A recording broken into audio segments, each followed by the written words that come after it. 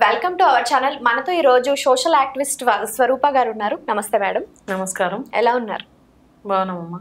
So అంటే తరాల నుంచి చూసుకుంటే ఒకప్పుడు ఆడవాళ్ళు వెనుకబడ్డారు అనడం చూసాము, అలాగే ఆడవాళ్ళు తిరగబడి యుద్ధాలు చేశారనడము చూసాము. అండ్ ప్రజెంట్ సిచ్యువేషన్లో కూడా కొంతమంది ఆడవాళ్ళు ఎంతవరకు నెగ్గుకొస్తున్నా సరే కొంతమంది ఆడవాళ్ళకు మాత్రం ఈ వివక్షత అనేది కనిపిస్తూనే ఉంది. సో ప్రజెంట్ ఇలాంటి సిచ్యువేషన్లో చాలామంది మహిళలు అనేవాళ్ళు ఉన్నారు కదా. సో ఇలాంటి వాళ్ళు ఎలాంటి వాటిని ఫేస్ చేయాల్సి ఉంటుంది? అసలు మీరన్న ప్రకారంగా చూసుకుంటే నిజంగా మహిళ అనేది అంటే ఈ సమాజంలో ఎట్లా ఉందంటే బానిసకు ఒక బానిస ఈక్వల్ మహిళ, అంతే. ఇంకా దాంట్లో అసలు తిరుగు చెప్పడానికి కూడా ఏం లేదు. ఉదాహరణ అని కాదు, మనం సమాజంలో నిజంగా మీరు నేను ఎదుర్కొంటున్నది కూడా ఏంటి అంటే పుట్టినది మొదలుకొని తన లాస్ట్ స్టేజ్ వరకు కూడా ఒక మహిళ అనే పాత్ర, జస్ట్ పాత్రనే అనుకోండి, అట్లానే చూస్తున్నారు సమాజంలో. కాబట్టి మహిళ అనేదాన్ని వ్యక్తిత్వంగా కాకుండా, ఒక వ్యక్తిగా కాకుండా, ఒక శక్తిగా కాకుండా ఒక పాత్రలాగా, అంటే ఒక వస్తువుని మనం ఏ విధంగా అయితే అంటే ఈ దీన్ని ఇంతవరకే యూటిలైజ్ చేయాలి, ఈ వస్తువుని ఇంతవరకే వాడాలి, ఈ వస్తువు దీని కొరకు ఉపయోగించబడుతుంది అనే విధంగానే చూస్తున్నారు. ఇంకా ముఖ్యంగా చెప్పుకోవాలనుకుంటే మహిళ కూడా డిపెండెంట్, అంటే పుట్టిన మొదలుకొని తండ్రి పైన, అంటే ఫస్ట్ స్టేజ్ తండ్రి పైన డిపెండ్ అవుతుంది. నెక్స్ట్ తన సోదరులు అంటే అన్నదమ్ములు ఉంటే వాళ్ళ పైన, ఆ నెక్స్ట్ మ్యారేజ్ అయితే భర్త పైన, ఆ తర్వాత మళ్ళీ తన లాస్ట్ స్టేజ్ అంటే ఒక 50 ఏజ్ క్రాస్ అయ్యే వరకల్లా తన కొడుకులో కూతుళ్ళ పైన, లేదంటే కజిన్స్ అంటే వీళ్ళకి ఒకవేళ పిల్లలు లేకపోతే వాళ్ళ ఉంటారు కదా చుట్టుపక్కల ఎవరైనా కజిన్స్ పిల్లల్ని పెంచుకోవడము, అడాప్ట్ చేసుకోవడము అలాంటివి జరుగుతాయి ఖచ్చితంగా. అంటే ఆస్తిపరులు అయితే, నార్మల్గా ఉన్న వాళ్ళైతే ఇంకా మనకు తెలిసిందే అనాథాశ్రమాలు, లేకపోతే వాళ్ళ లైఫ్ ఎట్లా ముగుస్తుందో కూడా తెలియదు. లేడీస్ది చాలా దుర్భరంగా ఉంటుంది అనమాట. అంటే వాళ్ళకి ఏదైనా ఒక 500 రూపాయలు కావాలన్నా కూడా ఒకరిపైన డిపెండెంట్, వాళ్ళు ఏదైనా కొనుక్కోవాలన్నా, వాళ్ళు తినాలన్నా కూడా డిపెండ్ అవ్వాల్సిన పరిస్థితిలోనే మహిళలు ఉన్నారు. ఇంకో విషయం చెప్పాల్సి వస్తే మనము అంటే గత 80 సంవత్సరాలుగా కావచ్చు, 100 ఏళ్ళుగా కావచ్చు, మహిళలు ఉన్నారు అంటే అభివృద్ధి చెందారు, సమానంగా ఉన్నారని చెప్పుకోవడానికి మాత్రమే పురుషులతో సమానంగా, కానీ ఎక్కడ కూడా సమానంగా చూసింది లేదు. పురుషాధిక్య సమాజంలో ఉన్నాం కాబట్టి మహిళలు అణచివేతకు గురవుతూనే ఉన్నారు. ఇప్పటికీ స్టిల్ ఆ మాట మీద ఉంటారా మేడం? అంటే ఖచ్చితంగా ఉంటారు. అణచివేయబడుతున్నారా? 100% అణచివేయబడుతున్నారు. ఎందుకంటే ఇప్పుడు మన ఒక క్వశ్చన్ అడిగే పొజిషన్ లో నేనున్నాను, ఆన్సర్ చెప్పే పొజిషన్ లో ఇద్దరము ఒక మహిళలుగానే నెట్టుకొస్తున్నాము. సో ఇంకా అణచివేయబడుతున్నామని అంటారా? అంటే మీలాగా నాలాగా ఎంతమంది ఉంటారనుకుంటారు? అందరూ ఉన్నారు. అలాగే దేశంలో సగభాగం 50%కి పైగా మహిళలు ఉన్నప్పుడు మరి ఎంతమంది బయట మీలాగా నాలాగా ఉన్నారంటారా? 50% అయితే ఉన్నారని అంటున్నారు. మహిళల శాతం 50% ఉంది దేశ జనాభాలో. విలియమ్స్ తీసుకోవచ్చు కదా. సునీతా విలియమ్స్ లాగా ఎంతమంది ఉన్నారు? మరి సునీతా విలియమ్స్ ఒక్క పేరు ఎందుకు వినబడుతుంది? అట్లాంటి వాళ్ళు ఇంకో 100 మంది పేరు ఎందుకు వినబడట్లేదు? అక్కడ మీకు ప్రూవ్ అవ్వట్లేదా? రాజకీయాల్లోనూ ఆడవాళ్లే ఉన్నారు, సినీ రంగంలో ఆడవాళ్లే ఉన్నారు, ఎక్కడ లేరు ఆడవాళ్ళు. ఎంత పర్సెంటేజ్ ఉన్నారు? ఒక 1000 మందికి ఒక 500 మంది ఉన్నారా? అది ఈక్వల్. ఒక 1000 మెంబర్స్ ఉన్నప్పుడు 500 మెంబర్స్ మహిళలు ఉన్నారు. లేదు పోనీయండి ఒక 350 మెంబర్స్ ఉన్నారంటే ఓకే పోనీలే, ఒక 70% అంటే వాళ్ళు చూసుకొని ఒక 30% అయినా ఇచ్చినప్పుడు కదా మహిళలు అభివృద్ధి చెందారు, మహిళలు బాగుపడ్డారు అనడానికి నిదర్శనం. అలా ఎక్కడ లేదు. 100కి 99% మంది పురుషాధిక్య సమాజంతో బానిసలు అవుతున్న వారే. అది కుటుంబం నుండి మొదలుకొని, స్థానిక సంఘాల నుండి మొదలుకొని, కుటుంబంలో ఫస్ట్ స్టార్ట్ అవుతుంది. కుటుంబంలో వచ్చేసి 2వ తరగతి పౌరులు, మహిళలు అనేవాళ్ళు 2వ తరగతి పౌరుల నుండి మొదలుకొని 5వ తరగతి పౌరులుగా ఎంచబడుతున్నారు, పరిగణలోకి తేబడుతున్నారు. అది ఎట్లా అంటే చెప్తా వినండి, మీరైనా నేనైనా కావచ్చు. కుటుంబంలో ఏంటి, ఫస్ట్ పురుషులే వస్తారు. ఇంటికి యజమాని ఎవరంటే భర్త పేరు వస్తుంది, లేదంటే తండ్రి పేరు వస్తుంది. ఒకవేళ ఇన్ కేస్ వాళ్ళిద్దరు లేని పక్షంలో మన తల్లి పేరు, మన పైన వాళ్ళ పేరు, లేదంటే మన పేరు. ఒకవేళ ఇప్పుడు మీ ఫ్యామిలీలో అయితే మీ పేరు, నా ఫ్యామిలీలో అయితే నా పేరు. ఒకవేళ భర్త తర్వాత స్థానానికి వస్తే మనది వస్తుంది. అప్పుడు ఏంటి, రెండోనే కదా. అది ఎంత సంపన్న స్థితిలో ఉన్న మహిళలు కావచ్చు, లేదు అంటే పేద స్థితిలో ఉన్న మిడిల్ క్లాస్లో ఉన్న ఎవరు, బడుగు బలైన వర్గాలు ఎవరైనా కావచ్చు, 2వ తరగతి పౌరులు. ఎక్కడ కుటుంబాన్ని విషయానికి వస్తే. అదే సమాజం విషయంలోకి వస్తే 4, 5, 3. ఎట్లా అంటే ఫస్ట్ పురుషులు వస్తారు. ఇప్పుడు సంపన్న స్థితిలో అంటే మామూలుగా బ్రాహ్మణులు ఫస్ట్ వస్తారు, ప్రథమ పౌరుల కింద కౌంట్ చేయబడతారు. నెక్స్ట్ మహిళలు, వాళ్ళ ఇంట్లో వాళ్ళ మహిళలు కూడా 2వ తరగతి పౌరులే. వాళ్ళు కూడా బయటికి, అందరు బ్రాహ్మణులు అసలు బయటికి వస్తారా? స్త్రీలు మనలాగా కనీసం తిరుగుతారు ఇప్పుడు ఉన్నారేమో, ఎవరో 100కి ఒకరు ఉంటారేమో, లేదంటే 0.1% ఉంటారు కావచ్చు, మొత్తం అందరైతే ఉండరు, ఎవరు యాక్సెప్ట్ చేయరు దాన్ని.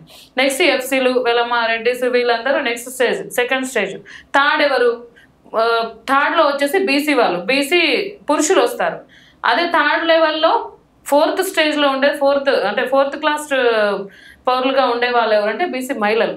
ఆ తర్వాత మళ్ళీ దిగువ ఎస్సీ ఎస్టీ వాళ్ళు వచ్చేసి 5th క్లాస్. అట్లా అంటే డివైడ్ అవుతూనే ఉన్నాయి. అంటే డివిజన్ వైజ్గా, క్యాడర్ వైజ్గా. ఇప్పుడు మనము ఎగ్జాంపుల్గా ఒక ఫస్ట్ క్లాస్, సెకండ్ క్లాస్ వేసి ఎలాగైతే మనము రిజర్వేషన్ వాటిల్లో చూసుకుంటామో అలాగే ఉన్నాయి ఇవి కూడా మహిళల విషయంలో. ఆ విధంగా ఎందుకు అంటే చదువుకున్న వాళ్ళైనా చదువుకోలేని వాళ్ళైనా సమానంగానే అట్లానే నిర్ధారించబడుతున్నారు. అంటే అరే వీళ్ళు కింద కులం వారైనా కూడా వీళ్ళు మంచి చదువుకున్నారు, మంచి స్టేజ్లో ఉన్నారని పైన ఎవరు పెట్టట్లేరే. ఒకవేళ పైన ఉన్నా కూడా ఎక్కడున్నారు, పురుష యాజమాన్యం, పురుషాధిక్యత ఉన్న యాజమాన్యం కింద స్త్రీలు పనిచేస్తున్నారు. ఎక్కడో ఒక కంపెనీస్లో నెంబర్ 1 కంపెనీస్లో మహిళలు అధ్యక్షులుగా మెయిన్ పొజిషన్లో ఉన్న వాళ్ళు ఎంతమంది ఉన్నారు? లేరు కదా. ఆ ఒక్కరుంటే ఆ ఒక్కరినే దాన్ని రొటేట్ చేసుకుంటూ చెప్తారు తప్ప అదేవిధంగా వేరే వాళ్ళు కూడా ఎందుకు లేరు అనేది ఎవరు ఆలోచించట్లేరు. ఎందుకని? ఇది ముఖ్యం. మెయిన్ ఇంకోటి ఏంటంటే మన రాజకీయాల్లో చూసుకున్నట్లయితే, మీరు అన్నట్టుగా రాజకీయాల్లో చూసుకున్నట్లయితే మనకు ఓవరాల్గా టోటల్గా అసెంబ్లీ నియోజకవర్గాలు 119. దాంట్లో కేవలం 9 మంది మాత్రమే మహిళలు ఉన్నారు ఇప్పుడు ఎమ్మెల్యేలు. ఓకే, అదేవిధంగా 18 మందికి రావాల్సినటువంటి, అంటే 18 మంది ఉండాల్సినటువంటి మంత్రి పదవుల్లో 2 ఉన్నారు. మన కళ్ళ ముందు ప్రజెంట్ ఉన్న గవర్నమెంట్లో మన తెలంగాణ రాష్ట్రంలోనే మరి సీతక్క, కొండా సురేఖ గారు ఉన్నారు. వాళ్ళు ఏ పొజిషన్లో ఉన్నారు? మరి కొండా సురేఖ గారికి ఇచ్చిన పొజిషన్ ఏంటి? తన పొజిషన్ ఏముంది మీరు చెప్పగలుగుతారా? తనకిచ్చిన అసలు ఏంటి అంటే ఎటువంటి పాలన అధికారాలు లేనివి, బడ్జెట్ లేనివి. అంటే బడ్జెట్లు ఉన్నవన్నీ ఏమో అంటే మగవాళ్ళే పాలించాలన్నట్టుగా ఇక్కడ వివక్షతనే కదా.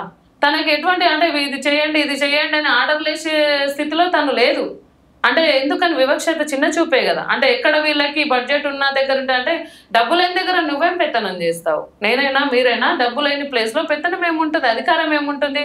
కమాండ్ చేయడానికి ఏముంటుంది? అసలు వీళ్ళ కింద పని అంటే వీళ్ళకి చెప్పడానికే కమాండ్ చేయడానికి అధికారం లేని అధికారం కూడా ఒక అధికారమేనా నిజానికి? అది గుర్తుపెట్టుకోవాలి. అదేవిధంగా ఎంతో మంది మహిళలు అంటే ఇప్పుడు వీళ్ళే కాకుండా మరి వాళ్ళే అంత స్టేజ్లో ఉన్నారు. ఇప్పుడు సీతక్క ఉంది. సీతక్క ఎప్పటి నుండో అంటే తను గిరిజన మహిళ అయినప్పటికీ కూడా తను ఇప్పుడు ఉన్న స్టేజ్ కూడా అంతంత మాత్రమే. ఎందుకు అంటే తను ఇప్పుడు ఉన్న మన రాజకీయ నాయకులతో పోల్చుకుంటే కనుక సీతక్కకు మంచి క్యాడరే ఉంది. ఇప్పుడు తను రాజకీయంలో ఉన్నా లేకపోయినా తను రాజకీయంలోంచి అంటే ఒక 5 ఏళ్ళ తర్వాత ఒకవేళ తను గెలవకపోయినా కూడా తను ఎక్కడి నుండైనా తనకు అదే లెవెల్లో గౌరవం ఉంటుంది. ఎందుకు ఉంటుంది? తను ముందు నుండి ప్రజల మనిషి కాబట్టి, ప్రజలతో నడిచింది. తన ప్రజల కోసం కావచ్చు, సమాజం కోసం కావచ్చు, తన గిరిజనులను కాపాడుకోవడానికి కావచ్చు, తను మావోయిస్ట ఇంకోట అన్నది కాదు. ఒక మహిళ తను అక్కడ మెయిన్గా ఏంటంటే చూసేది మహిళనా కాదా అన్నది. గిరిజన మహిళనా లేకపోతే సంపన్న స్థితిలో వెలమన, రెడ్డిసా, కమ్మన కులం కాదు అక్కడ కేవలం మహిళ అనే ప్రాధాన్యత ఎక్కువ ఉంది కాబట్టి తనకున్న స్టేజ్ ఏంటి, తనకేమి ఇచ్చారు అంటే తనకిచ్చింది తనకు సరిపోతుందా? తను కూర్చున్న స్థానం ఏం చేయాలి? న్యాయం జరగాలి అంటే ఏం చేయాలి? మహిళలకు న్యాయం జరగాలంటే కేవలం రాజకీయాల్లో మహిళలకి ప్రాధాన్యత ఇవ్వాలి. ఇస్తే సరిపోతుందా? ఇస్తే సరిపోతుందా అంటే ఇవ్వాలి కదా. చట్టసభల్లో అమలు లేకుండా రాజకీయ రంగాల్లో ఎవరైతే ఇప్పుడు సపోజ్ ఇప్పుడున్న గవర్నమెంట్ కావచ్చు, పాత గవర్నమెంట్, ఓల్డ్ అంటే వెళ్ళిపోయిన గవర్నమెంట్స్ కావచ్చు, గత కొన్ని సంవత్సరాలుగా అంటే ఎన్ని సంవత్సరాలుగా రాజకీయ సంస్థలు స్థాపించబడ్డాయి, పురుకొల్పబడ్డాయి మన భారతదేశంలో గత ఏళ్లుగా. అప్పటి నుండి కూడా అధ్యక్ష పదవుల్లో ఎవరు మహిళలు లేరు.